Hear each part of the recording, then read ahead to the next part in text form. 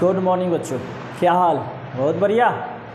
चलिए, आप सबका स्वागत है आपके अपने चैनल केडी केमिस्ट्री में। हम लोग क्लास 12 चैप्टर 8 D&F ब्लॉक का क्लास कर रहे हैं और इसमें हम लोग 2 क्लास पहले ही कर चुके हैं और कुछ बच्चों का डिमांड था तो हमने दोनों क्लास को एक साथ कंबाइन करके भी, यानी टोटल 3 वीडियो, 2 अलग अलग है, वो दोनों का फिर एक कंबाइन है, अपलोड कर दिया है। तो यदि अगर आप उसे देखना चाहते हैं, समझना चाहते हैं, तो YouTube पे आपको ये वीडियो मिल जाएगा D&F ब्लॉकर की जो प्लेलिस्ट बनाया हुआ है उसमें। और यदि अगर आप यहाँ से देखना चाहते हैं तो आप यहाँ से भी देख सकते हैं। एक चैप्टर जो फर्स्ट क्लास में हमने बेसिक बात को बताया है और सेकेंड क्लास में कुछ क्वेश्चंस को कराए हैं और फिर आज जो है हमारा 3rd क्लास होने वाला है। तो हम लोग क्लास को करते हैं शुरू। चलो गुरु, हो जाते हैं शुरू, ठीक है? तो देखेंगे, हमारा प्रश्न है कि मान लीजिए कोई क्वेश्चन दे दे, या क्वेश्चन एक टॉपिक ही करते हैं, मैग्नेटिक प्रॉपर्टीज, या बोल सकते हैं मैग्नेटिक नेचर। कि ट्रांजिशन मेटल का जो मैग्नेटिक नेचर होता है, चुंबकीय प्रवृत्ति होता है, या बोल सकते हैं चुंबकीय जो प्रकृति होता है वो कैसा होगा, किस तरह से उसको सब लोग स्टडी करेंगे, उसके बारे में हम लोग आज पढ़ेंगे, ठीक है? जैसे मान लीजिए हमको मिल गया कि ये जिंक है, इसके मैग्नेटिक नेचर के बताइए। मैग्नेटिक नेचर कहने का अर्थ है ये पैरामैग्नेटिक है और डायमैग्नेटिक, अनुचुंबकीय है अथवा प्रतिचुंबकीय है, ठीक है? तो बहुत सिंपल सा कॉन्सेप्ट है, ध्यान दीजिएगा। सबसे पहले समझ जाइए कि जो पैरामैग्नेटिक होता है, मैग्नेटिक नेचर होता है, इसको मैग्नेटिक मोमेंट के द्वारा स्टडी किया जाता है। किसके द्वारा? मैग्नेटिक मोमेंट के द्वारा, जिसको हम लोग म्यू से प्रदर्शित करते हैं और म्यू बराबर हो जाता है √n × n+2bm। Magnetic nature mu बराबर क्या होता है? √n × n+2, where n = number of unpaired electron. n = क्या हमारा होता है? Number of unpaired electron, mean अयुग्मित इलेक्ट्रॉन की संख्या। और Bm जो हमारा हो जाएगा वो हो जाता है उसका फुल फॉर्म बोर मैग्नेट्रॉन्स। मतलब Bm जो यूनिट है बोर के द्वारा दिया गया है चुंबकीय आघूर्ण का, मैग्नेटिक मोमेंट का, इसी का उनके सम्मान में जो है इनका नाम क्या है? बोर मैग्नेट्रॉन है। क्योंकि देखिए कोई भी चीज़ हो, अगर हम कोई अच्छा कार्य कर दिए, मान लो कुछ अपना एक गाड़ी खरीद लिए, तो ऐसा नहीं कि उस पर किसी और का नाम लिख देंगे या किसी और के नाम से ले लेंगे। आप देखते हैं मंदिर में लोग आजकल पंखा लगाते हैं तो लिख देते हैं कि फलाना बाबू के याद में, फलाना बाबू के द्वारा या फलाना जी के द्वारा जो है ये चीज़ दिया गया है। मान लीजिए कोई किसी मंदिर का गेट बनवा दिया तो लिखवा देगा कि ये गेट फलाना जी के द्वारा दिया गया है। तो ये डिस्कवरी किए तो अपने नाम पे इसको रख लिया। उस बात में हमको नहीं जाना है, हमको बात को समझना है, ठीक है? सबसे पहले समझेंगे पैरामैग्नेटिक। कल लास्ट क्लास में इस बात को हम लोग डिस्कस किए थे, अगर देखे हैं तो ठीक है ना। तो आज तो हम स्टडी करेंगे ही इस टॉपिक पे कि यदि इफ अनपेयर्ड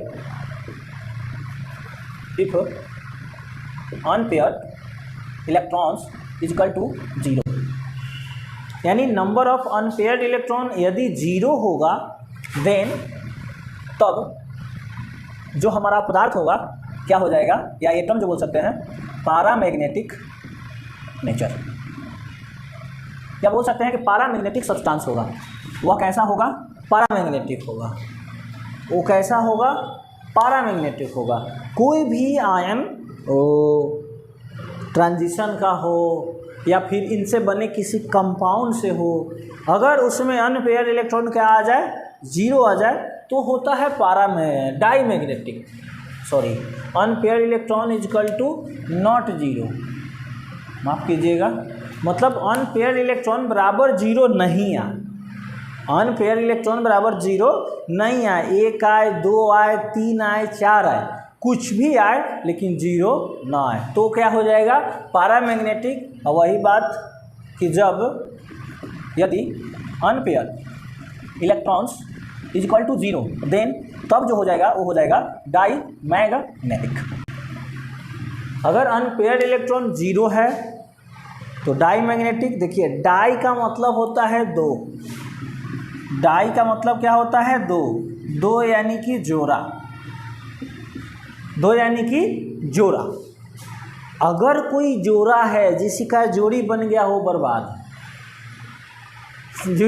जिसका जोड़ी बन गया है समझ जाओ वो क्या है, बर्बाद। यानी कि डाईमैग्नेटिक में इलेक्ट्रॉन इस तरह से व्यवस्थित होंगे जबकि पैरामैग्नेटिक में जो इलेक्ट्रॉन होंगे इस तरह से व्यवस्थित होंगे।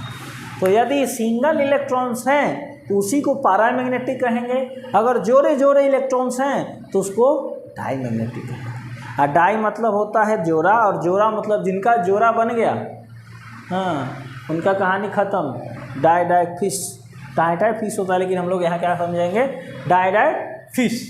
तो इसी से हम लोग जैसे कि मान लीजिए सिंपल सा हमसे अगर क्वेश्चन एक पूछे कि निम्न में, इंग्लिश लिखा है, चलिए, which one of the following is a paramagnetic substance, निम्न में से कौन एक जो है अनुचुंबकीय पदार्थ है। बहुत सिंपल सा प्रश्न है लेकिन कब, जब आपको मालूम रहेगा निम्न में से कौन एक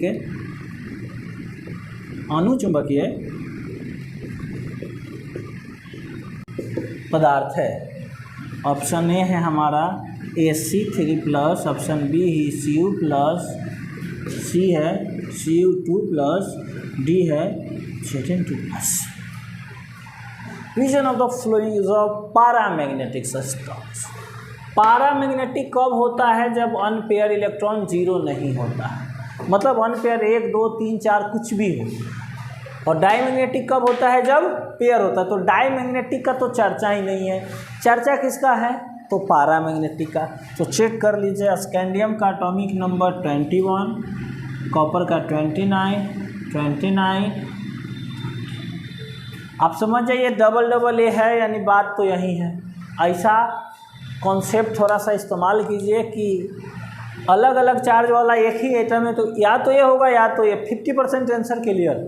ऐसे प्रश्न में अगर जहाँ तक मेरा कॉन्सेप्ट का बात कीजिए तो ऐसे प्रश्न में यही ध्यान दीजिएगा कि 50% आंसर क्लियर, अन्यथा दूसरा ऑप्शन क्यों नहीं आया, दूसरा ही ऑप्शन रहता, इसी को चार्ज बदल कर क्यों दिया, क्यों, क्योंकि ये दोनों आंसर नहीं है, इन दोनों में से ही कोई एक ना एक क्या है हमारा आंसर है। चलो जस्ट चेक कर लेते हैं। स्कैंडियम 18, 21 में से 3 गया, कितना बचा 18। तो आर्गन होता है 18 पे, 3d 0, जब 0 बच गया तो भाई 5 बॉक्स में एक भी इलेक्ट्रॉन नहीं है, तो अनपेयर इलेक्ट्रॉन कितना हो गया 0, क्योंकि ये तो जोड़ा होता है। अब आ जाइए कॉपर 29 में से एक गया 28, आर्गन 4s1, 3d 10।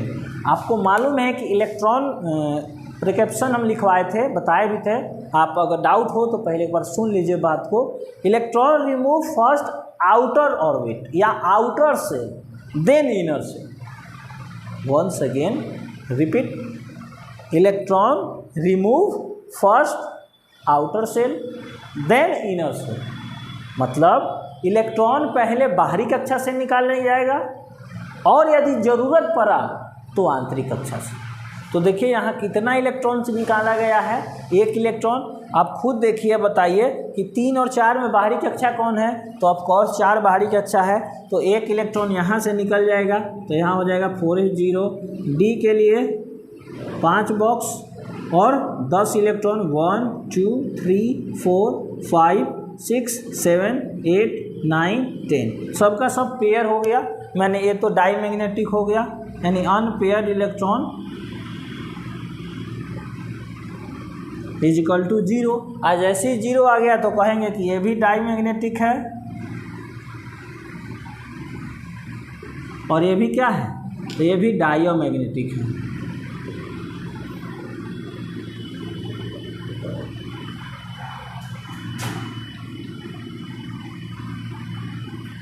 अब आ जाइए इसमें,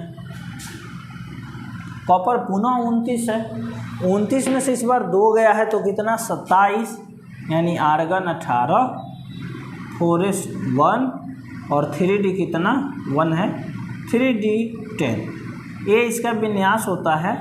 2 इलेक्ट्रॉन निकालना है। अभी हम लोग पढ़े कि इलेक्ट्रॉन रिमूव फर्स्ट आउटर से देन इनर से, मीन इलेक्ट्रॉन पहले बाहरी कक्षक से निकालेंगे तब बाद में आंतरिक कक्षक से निकालेंगे।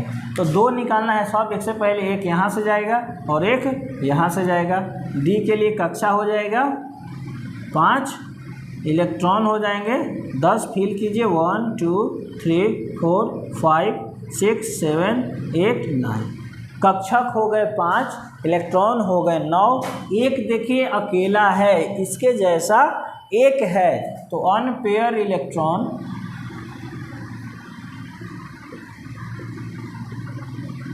Is equal to 1। और जैसे 1 आ गया तो ये हमारा क्या हो गया, पारा मैग्नेटिक। हम अभी यही आपको समझाएं कि जब भी अनपेयर आ जाए, 0 नहीं आकर कुछ भी आए तो वो पारा मैग्नेटिक हो गया, यानी हमको आगे आंसर चेक करने से कोई फ़ायदा नहीं है। Cu2+ जो है एक पारा मैग्नेटिक यानी अनुचुंबकीय पदार्थ है।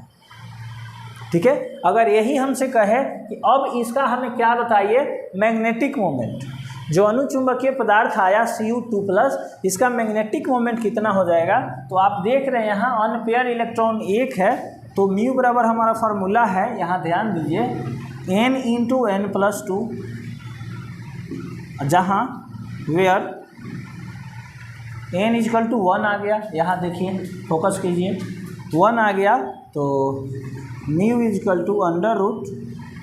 1 × 1+2, √1 × 3 यानी √3। पढ़े होंगे तो √3 का जो वैल्यू होता है वो होता है 1.732 bm।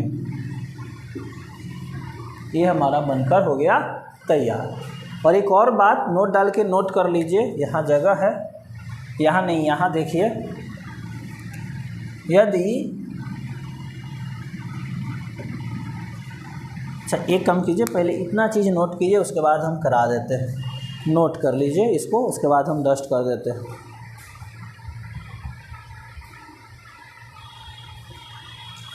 नोट कर लिए, चलिए डस्ट कर देते हैं। कुछ काम का चीज़ रहने देते हैं, बाकी डस्ट कर देते हैं।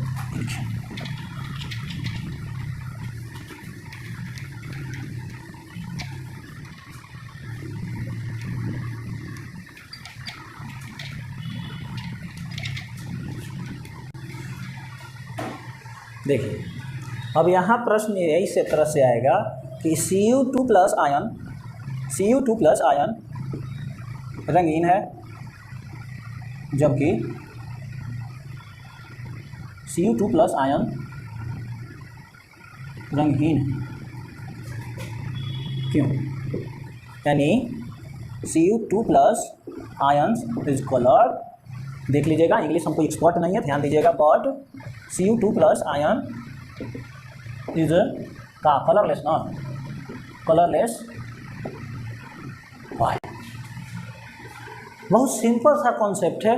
अभी जिस पॉइंट को हम लोग पढ़े यहाँ, जैसे जैसे हम लोग जाकर अनपेयर्ड इलेक्ट्रॉन निकाले, फिर मैग्नेटिक मोमेंट निकाले, सेम तरीका से इस प्रश्न का हम लोग लैंग्वेज लिख सकते हैं। क्योंकि अभी अभी हम लोग जस्ट इससे, अगर आप पीछे थोड़ा सा वीडियो को भगा कर देखेंगे, क्लास को थोड़ा पीछे करके देखेंगे, तो ये बात आपको क्लियर समझ में आएगा।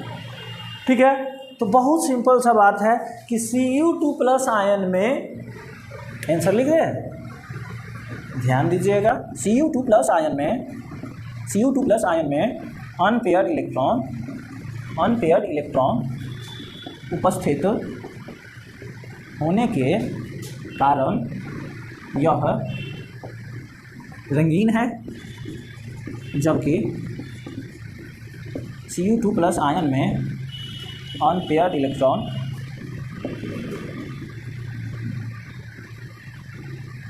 अनुपस्थित होने के कारण यह रंगहीन है। Due to presence of unpair electron in Cu2 plus ion, this is colour. Unpaired electron present है Cu2 प्लस आयन में, तभी तो ये रंगीन है, कलर्ड है। But absence of unpair electron किस में? Cu प्लस आयन में। या एक ही लाइन में क्लियर हो जाएगा, दोनों जवाब देने की आवश्यकता ही नहीं है इसमें। एक लाइन में एक आंसर क्लियर कर सकते हो कि due to presence of unpair electron in Cu2 plus ion, this is colour. या इसी को लिख दो, due to absence of unpair electron in Cu plus ion, that was या दैट इज या दिस इज, जो आप लिखना चाहें। हमको इंग्लिश से फर्क नहीं है, लेकिन आने वाले समय में आपको मिलेगा। यही आपका सरप्राइज था। हम लोग जो पिछले क्लास में बात की है कि आप लोगों के लिए कुछ खास है। आने वाले समय में आपको जो होगा फुल्ली हिंदी अलग और इंग्लिश अलग, दोनों का सेपरेट अगर हो सके तो एक ही बोर्ड पे, यानी तो अलग अलग सेपरेट क्लास देखने को मिलेगा।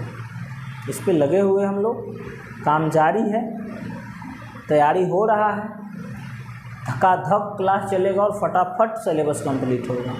बस आप लोग का सपोर्ट चाहिए, फिर तो एकदम झंडा गाड़ देना है। आई बात समझ में? बढ़ाएं बात को आगे। बस सिंपल सा बात कहा है कि ड्यू टू प्रेजेंस ऑफ क्या? Unpaired electron in Cu2 plus ion, Cu2 plus ion is colour, but absent of क्या? Unpaired electron in Cu plus ion, that is colour. बहुत खूब, बहुत बढ़िया। तो चलिए एक लाइन में इसको भी आप नोट कर लीजिए। हम जल्दी से जल्दी जो हमको पढ़ने के लिए हम लोग आज फर्स्ट टॉपिक को नोट किए हैं, मैग्नेटिक प्रॉपर्टीज या मैग्नेटिक नेचर, उसको क्लियर करते हैं। हो गया, हटा देते हैं।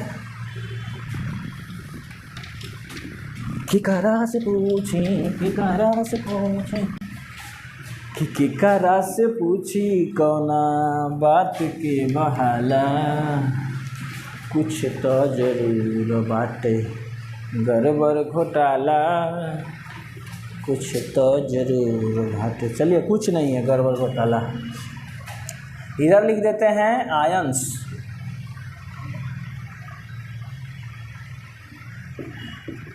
आयंस इधर लिख देते हैं आउटर इलेक्ट्रॉनिक कॉन्फ़िगरेशन। इधर लिख देते हैं unpaired electrons.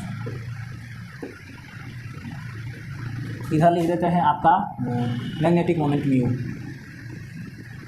n into n plus 2 क्या है? तो मैग्नेटिक मोमेंट्स। देखेंगे Sc3+, तो स्कैंडियम का एटॉमिक नंबर होता है 21, इसका विन्यास हो जाएगा 3d0। तो अनपेयर्ड इलेक्ट्रॉन हो जाएगा 1 0 ना, 0, और मैग्नेटिक मोमेंट भी क्या हो जाएगा 0। कैसे सर? देखिए इधर म्यू बराबर अगर रख दीजिए 0 इंटू 0 प्लस 1 2 ना 2, तो 0 इंटू 2 का आ जाएगा 0। आएगा कि नहीं आएगा? कौन सा आएगा? इधर रख दीजिए Ti3+, टाइटेनियम का होता है 22, 3d1, अनपेयर इलेक्ट्रॉन 1, तो मैग्नेटिक मोमेंट अभी अभी निकाले थे 1.73। क्यों सर? क्योंकि देखो वही बात यहाँ 1 + 2 2 1 3 3 1 जा 3 का वर्गमूल तोड़िएगा तो आ जाएगा 1.73। अब आगे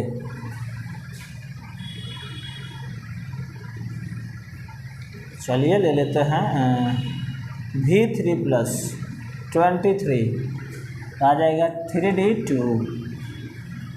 कितना हो जाएगा sir? Unpaired electron 2, magnetic moment हो जाएगा 2.82। देखिए अनपेयर 2, तो फार्मूला पर रखिए म्यू बराबर 2 into 2 plus 2 under root 2 into 2 into 2 4 ना, 8 का फैक्टर 2 है तो 2 इंटू रूट 2 का वैल्यू 1.414, तो 2.828। तो हम देखिए 2 लेटर ले लिए 2. आई बात समझ में। तो इसी तरह से आगे भी यदि हम लोग ले लें Cr3 + 24, ये हो जाएगा 3d3 अनपेयर इलेक्ट्रॉन 3 और ये हो जाएगा 3.84। इसको हटा दीजिए। फिर चाहो तो आप देखो पुट कर सकते हो 3 + 2 यानी 3 × 5 यानी हो जाएगा कितना, तो हो जाएगा 15।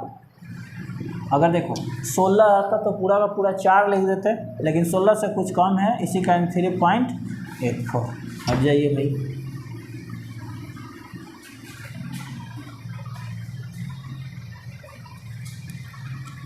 अब देखिए अगर यही हो जाए Cr2 + 24 ना, जब बात करते हैं तो क्या हो जाएगा 3d4 और ये हो जाएगा हमारा कितना अनपेयर इलेक्ट्रॉन 4 और ये हो जाएगा 4.89।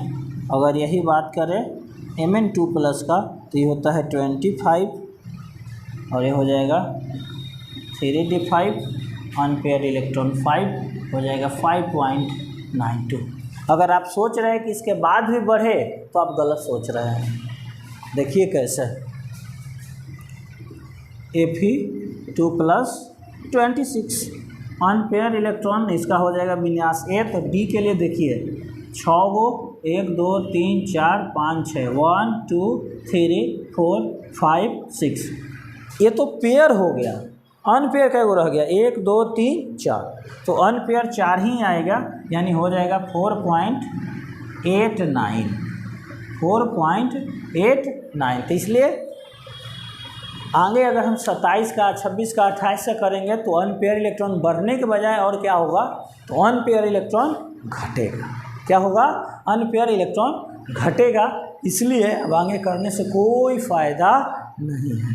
इतना चीज़ अगर आप देखेंगे तो एक चीज़ आप ऑब्जर्व करेंगे कि जैसे जैसे number of unpair electron increase कर रहा है वैसे वैसे जो क्या हो रहा है, मैग्नेटिक मोमेंट भी इंक्रीज कर रहा है। यही बात हम लिखने के लिए कह रहे थे और जगह फ़िलहाल है नहीं, कहाँ लिख दें, तो यहाँ लिख देते हैं।